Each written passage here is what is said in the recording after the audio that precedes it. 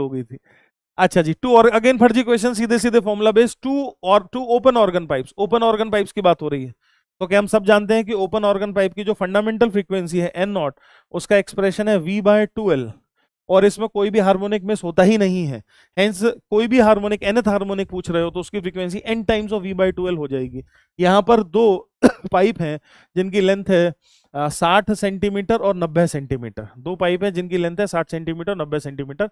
60 centimetre वाला जो जो ऑर्गन पाइप है वो कौन से हार्मोनिक में वाइब्रेट कर रहा है? सिक्स्थ में। 60 सेंटीमीटर वाला सिक्स्थ हार्मोनिक में वाइब्रेट कर रहा है ना। और वेलोसिटी ऑफ साउंड कितना है? 333।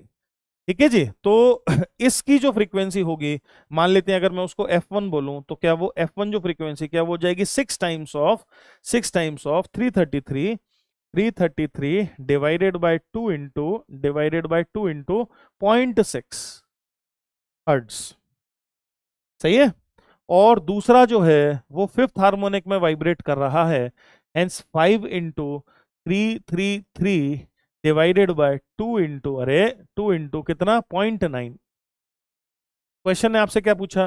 क्वेश्चन ने दोनों फ्रीक्वेंसी का डिफरेंस पूछा, find the difference in their frequencies, है ना। तो क्वेश्चन ने आपसे जो पूछा है वो पूछा है F1 माइनस F2 की वैल्यू।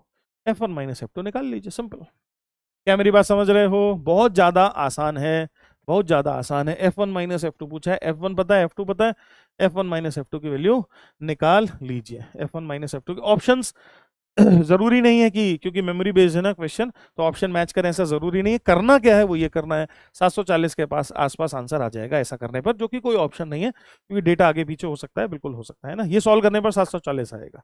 क्या मेरी बात समझ में आ रही है? करना क्या है वो समझ में आ रहा है। ओपन ऑर्गन पाइप है तो ओपन ऑर्गन पाइप की फंडामेंटल फ्रीक्वेंसी क्या होती है, फिर उसका सिक्स्थ हार्मोनिक या nth हार्मोनिक की फ्रीक्वेंसी क्या होती है, और माइनस कर दीजिए। ठीक, ऐसा है।